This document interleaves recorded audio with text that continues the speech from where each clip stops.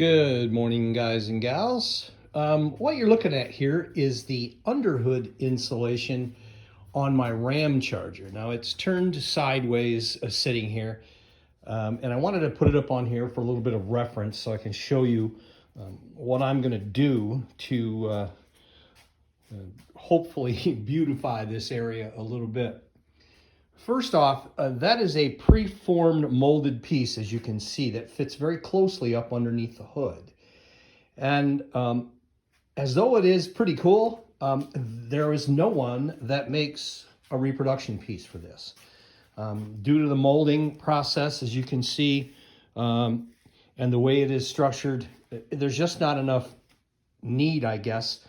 And there isn't anybody out there that has taken this up.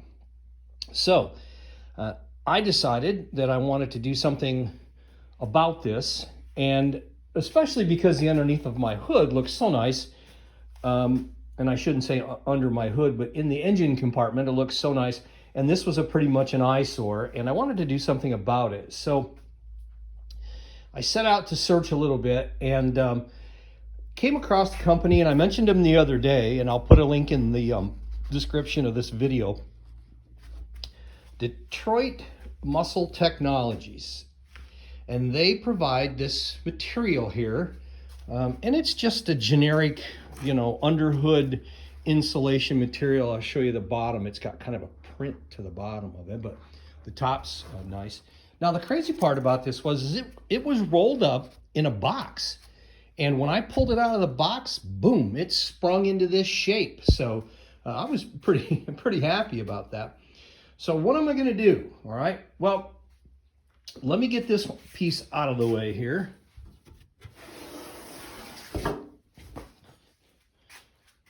What I've decided to do is I can't reproduce those bends and curves and things.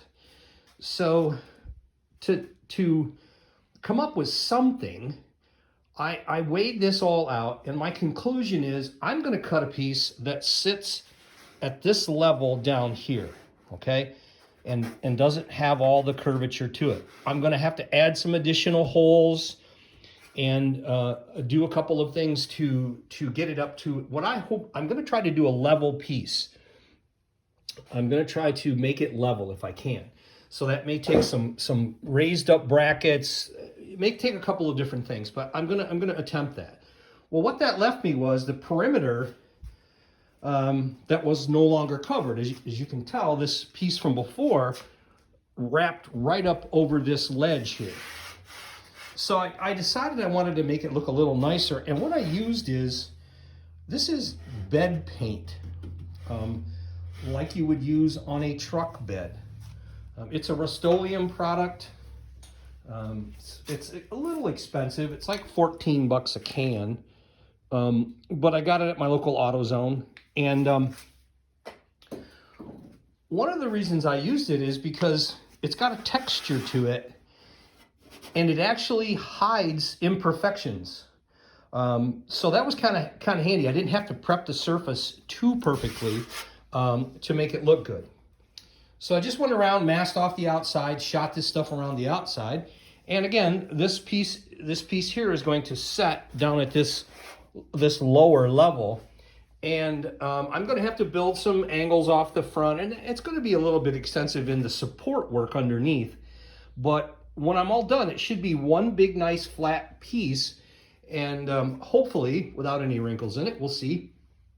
And we will give it a whirl. So I'm going to be working on that the next couple days when I get some time, and I will show you a second video as to how things are coming along, or maybe even a third, because I don't have editing processes here where I can stop and re-edit. So, but again, doing a little work under the hood to make it look a little nicer. I'm going to fill in the original holes. I'll probably just buy some of those push Christmas trees or whatever you want to call them that have the little disc on top, and you got the fingers you push them down in, and I'll probably just use those to plug the holes.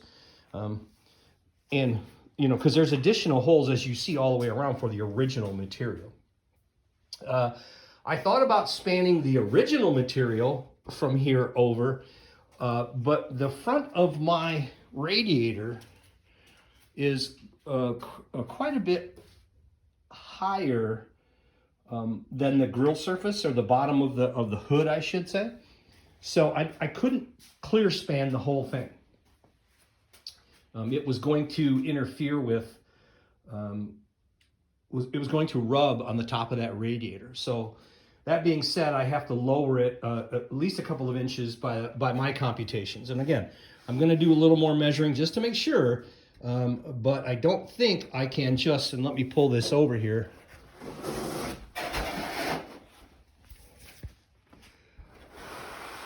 I don't think I can just span it, if you understand what I'm saying, like so, and then trim it accordingly. But again, before I really start cutting on this and making any templates, I'm going to make some measurements and make sure. So, all right, guys and gals, hit the like button, hit the share button. Like I said, this should be an installment of a couple of videos, and when we get them posted, we'll throw them up there. I'm gonna put this one up here today, and then we'll be working on this the next couple of days, and headed for the weekend. So, all right, guys and gals, again, Detroit Muscle Technologies, and again, I'll put a link down in the video. And as always, keep them flying, guys and gals.